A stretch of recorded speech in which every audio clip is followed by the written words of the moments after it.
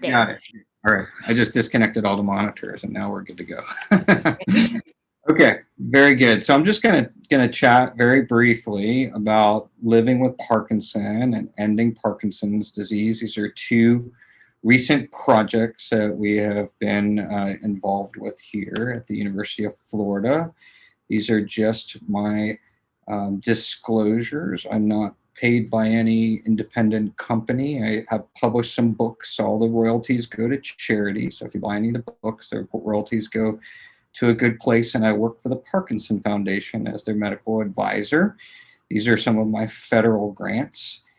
And this is our location where we're from at the University of Florida and the Norman Fixel Institute. Tell me what city most of you all live in.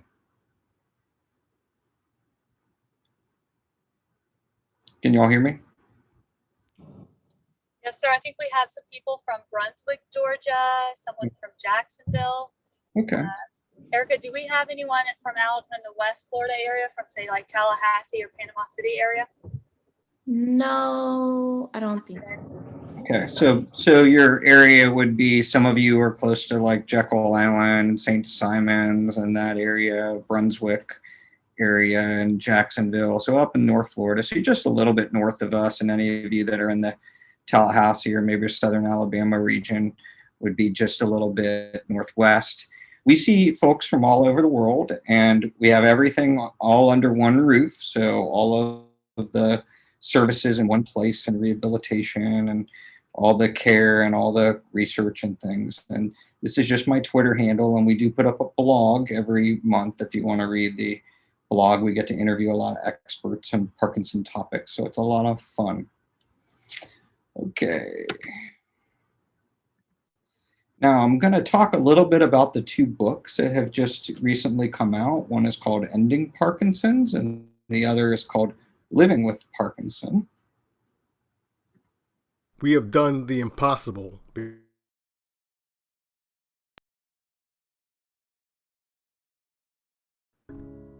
It did not stop us.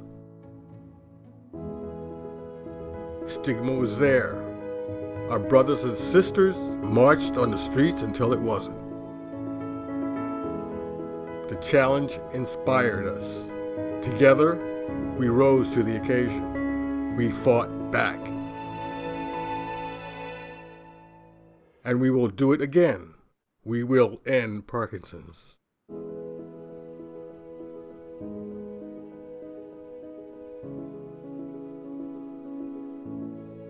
Our fight begins now.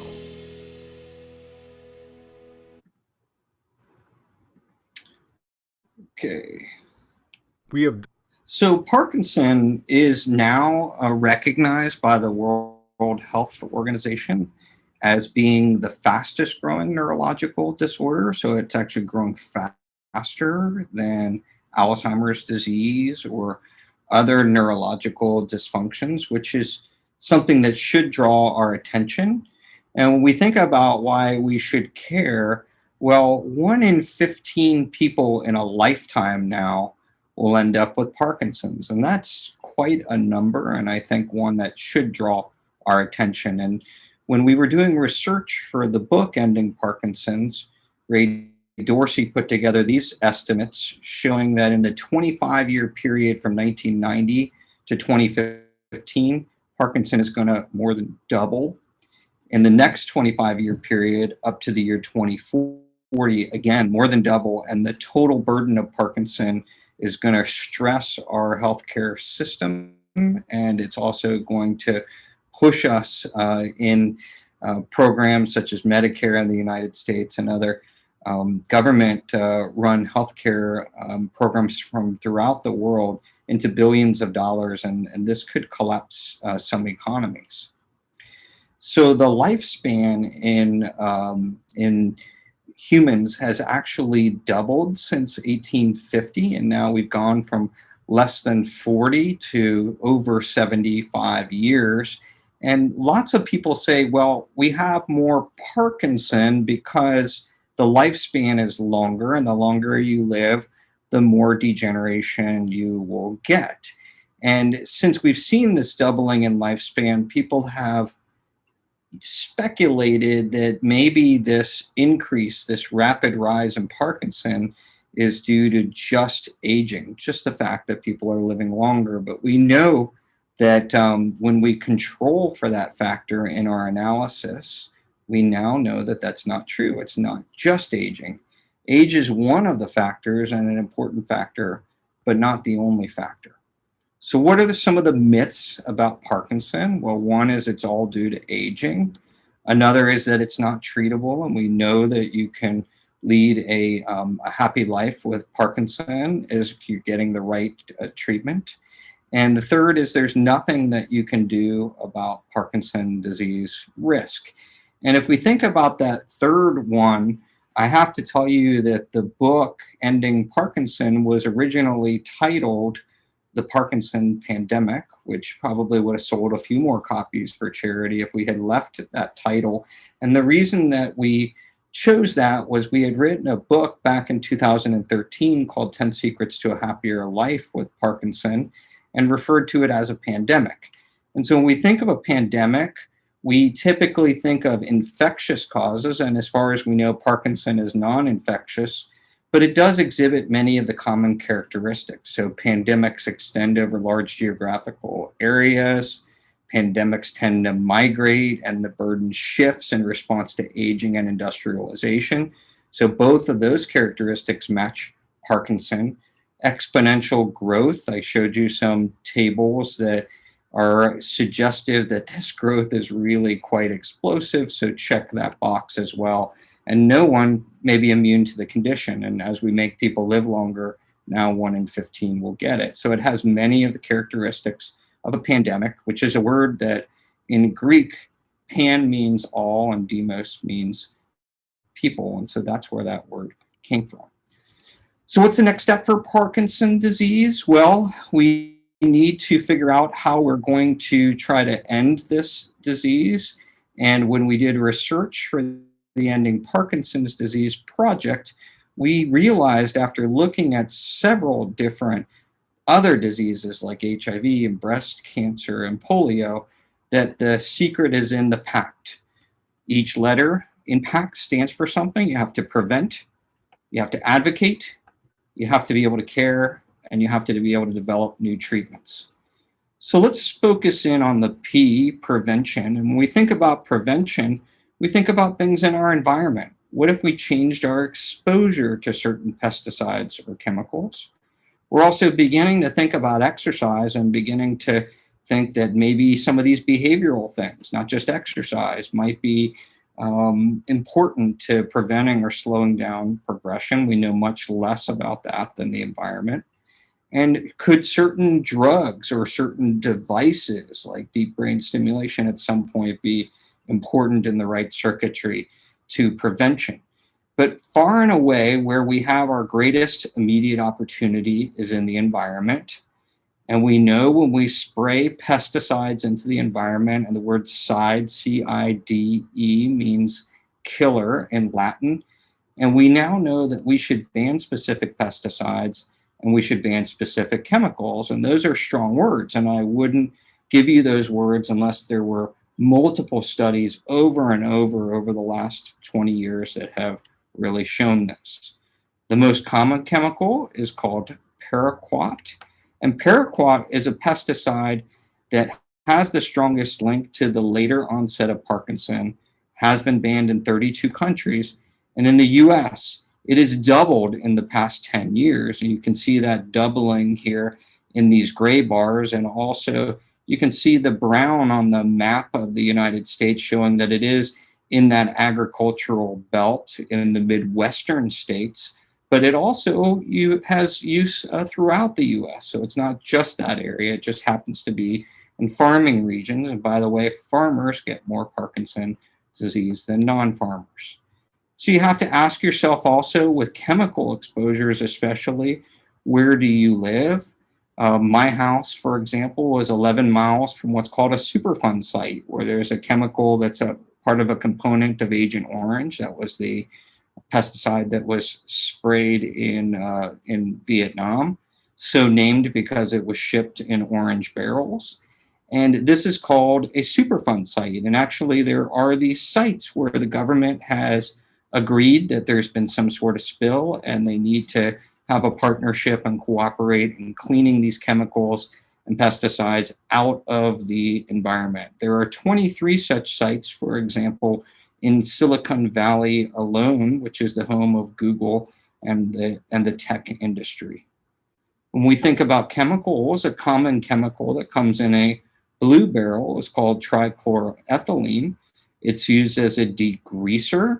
It's used in dry cleaning and in other industrial types of plants. And we've known all the way back to 1932 that there's been a failure to disclose the toxic nature of this chemical and a high association for people that work in these industries with the later onset of Parkinson.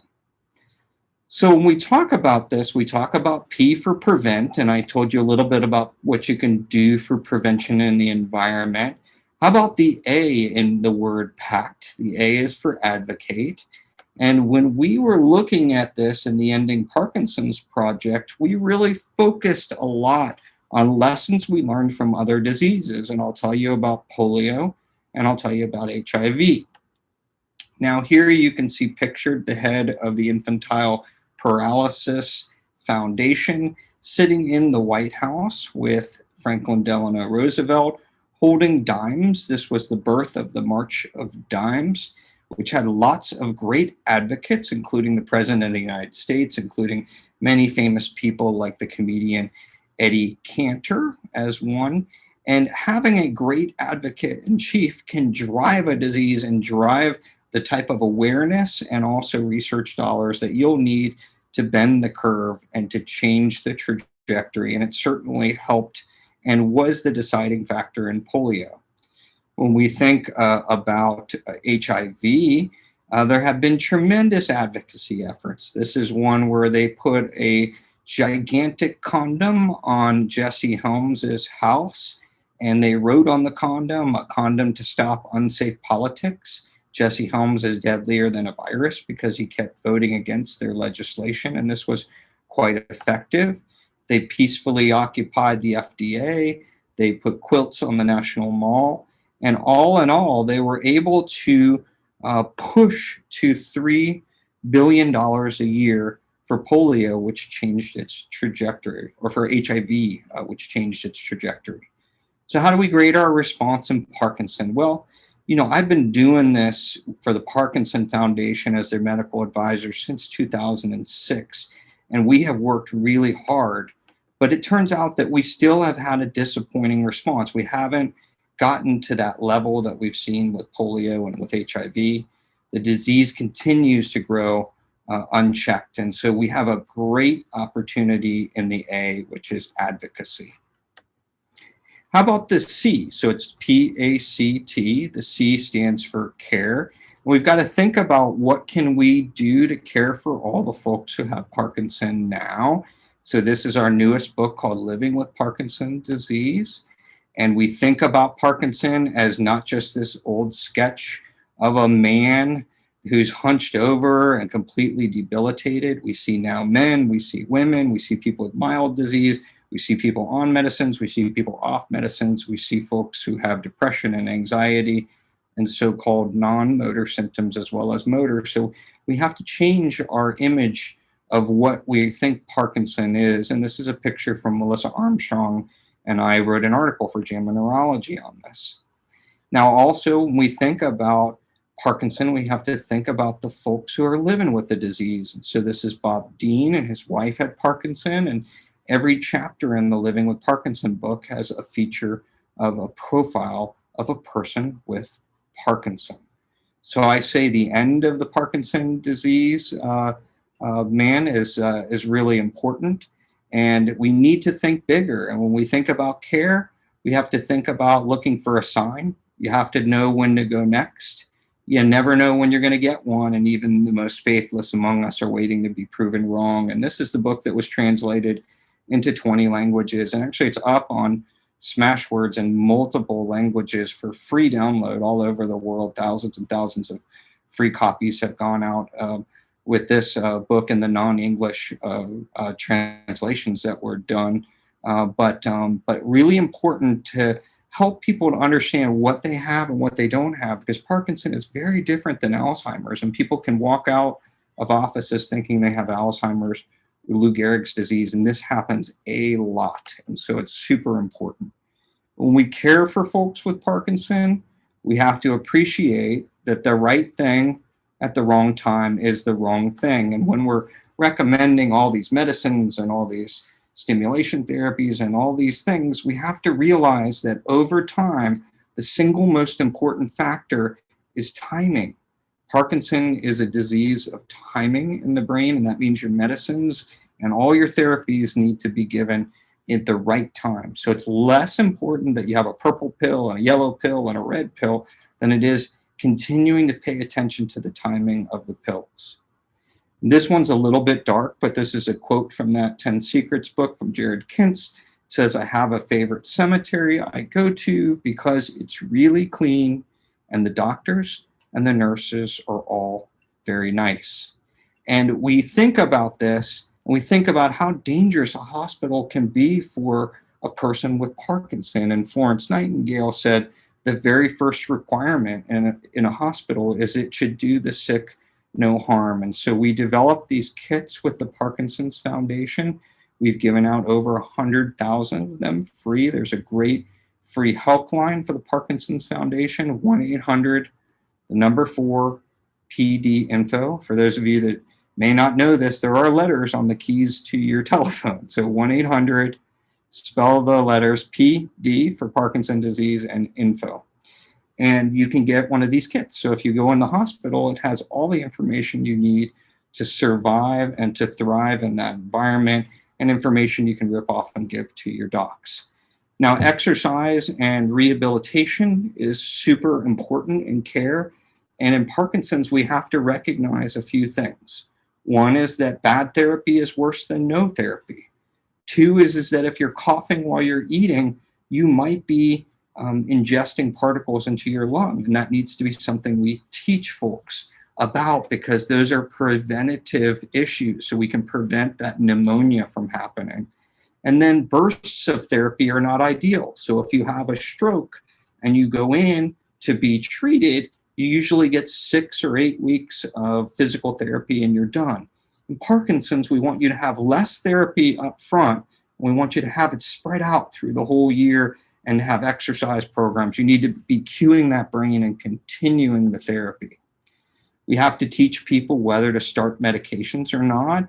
And also that a lot of the folklore that's on the internet we call levodopaphobia is false. So you're not going to receive a medal for delaying therapy or any great extra benefits.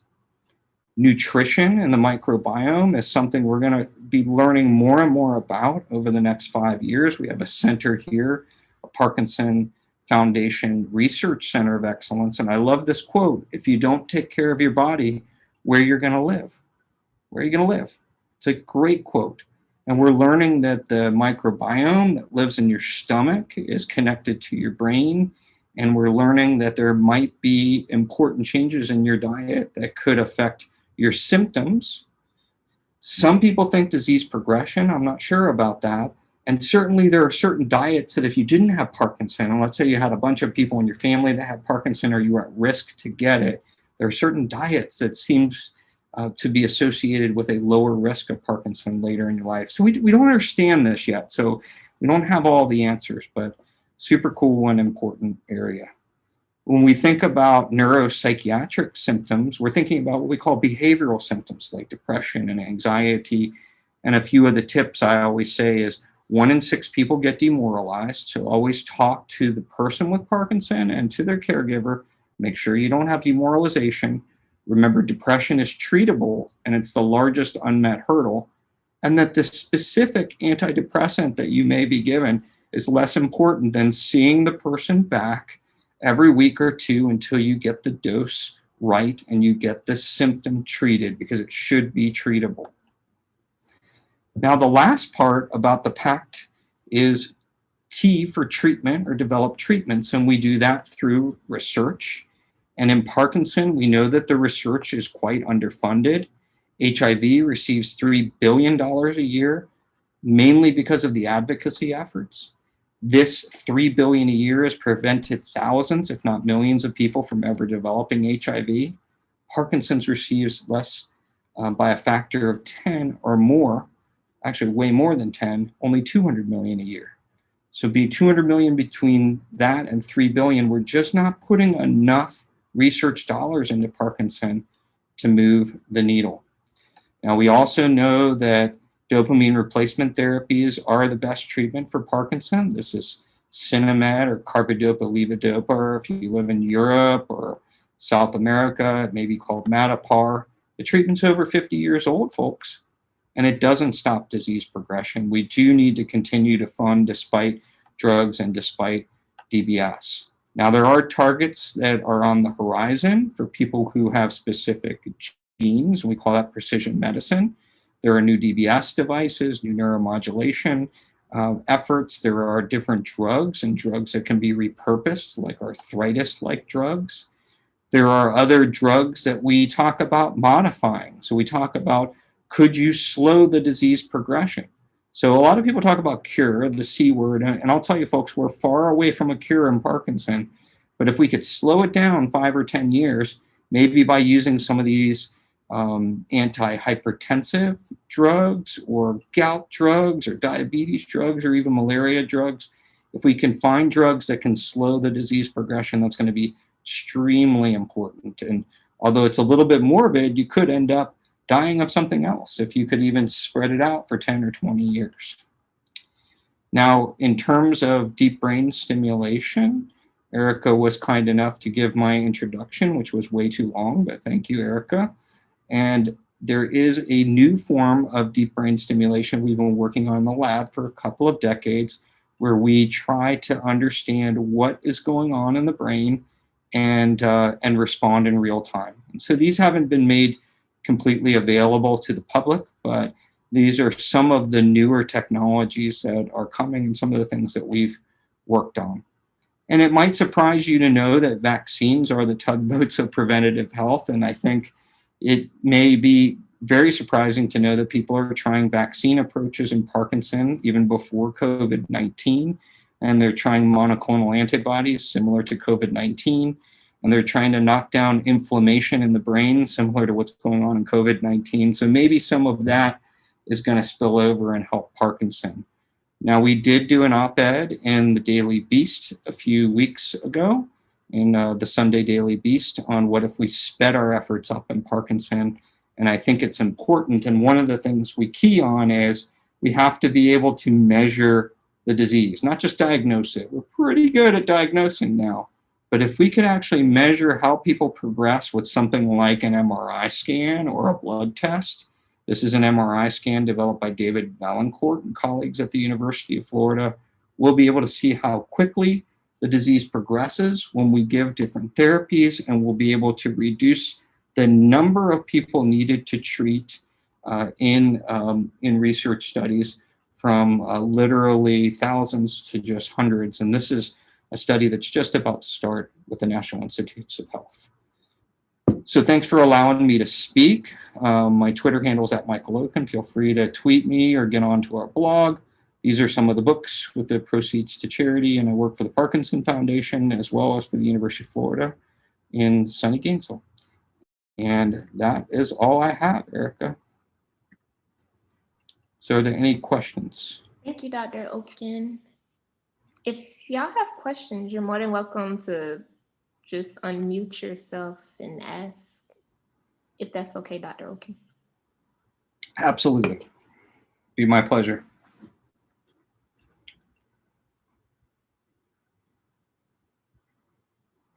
How are the folks in your group handling the COVID-19 and Parkinson and a lot of the quarantine? We're finding a lot of people in our practice, so I'm a practicing doctor too, and so we're finding a lot of the people in our practice are actually doing worse with all of the confinement and not being able to exercise, not being able to get to groups, not being able to socialize. Is that true for your group as well? Yes, sir. And some of my participants live in an assisted living, so that makes things really complex, not being able to really go out in the community and staying in your room. Yeah. Well, God bless everybody for just hanging through this thing, and we'll all get through it together.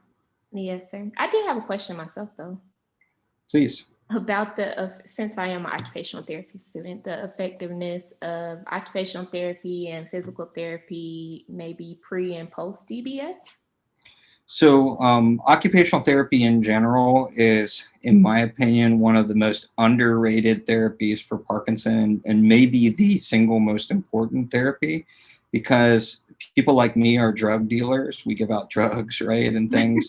And it turns out that no matter how many drugs you give or how many different types of drugs that you give for various things, it turns out that the name of the game is reintegration back into your environment. And so occupational therapists do such a great job of being able to evaluate and put people back into their environment so that they can succeed and put them in a position to succeed. So no greater therapy.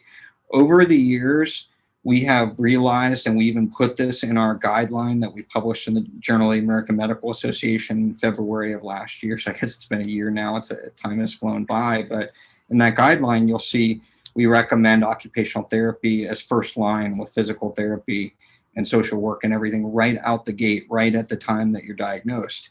For deep brain stimulation at our center, we always use a multidisciplinary approach, and we always have the occupational therapist evaluate folks before the operation and then after, and help to put them on a plan. And so some people will need what's called prehabilitation, where they'll need to be prepared for the actual DBS so they're strong enough for it. And some people will just need pre-planning and to get them optimized and make sure they're appropriate candidates. And so it's a super important aspect. The occupational therapist also helps us with side. Not everybody needs 2 DBS leads in their brain. And so the occupational therapist can help you choose which side is maybe even to start if you're going to stage and do one and then another later if you need it. There's a lot more risk to the second lead, and you get more change in your quality of life with the first lead than with the second. So that's been published in Nature Parkinson's Disease just this month.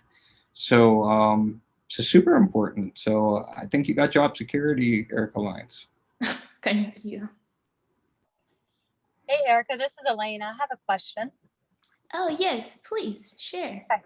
Yeah, so I've been hearing some Parkinson's patients recently talk about their interest in the gut-brain axis and how those two interact. And I wanted to ask Dr. Okun if he could provide, are there any treatments that are coming in that direction to kind of identify a link between that?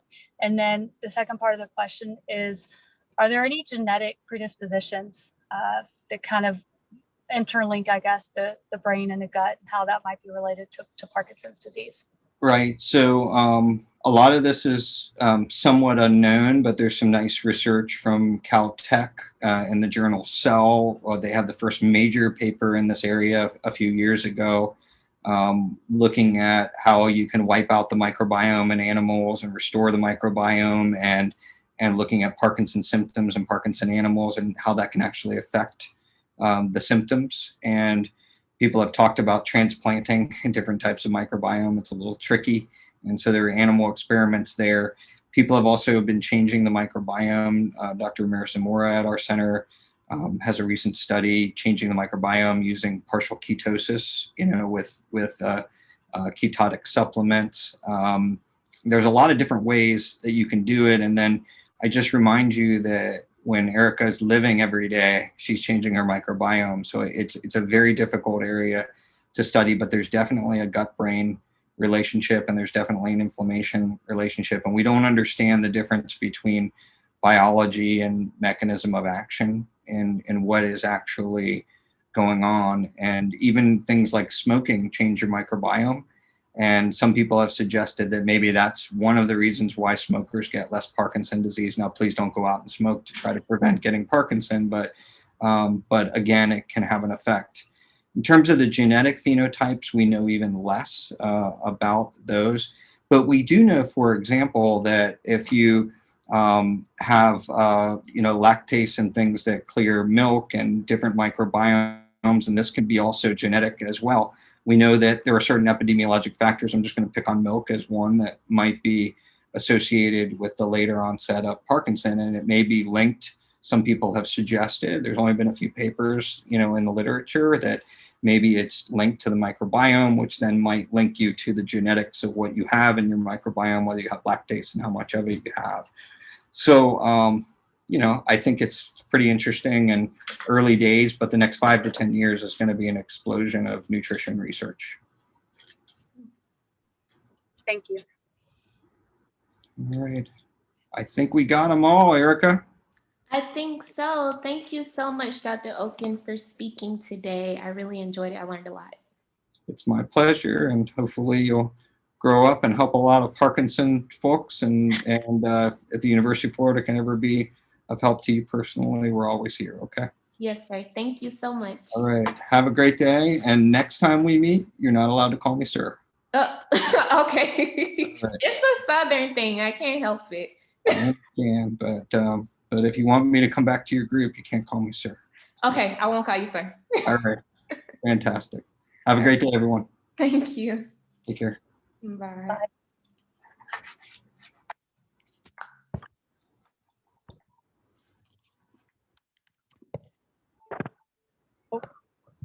Where did Erica go?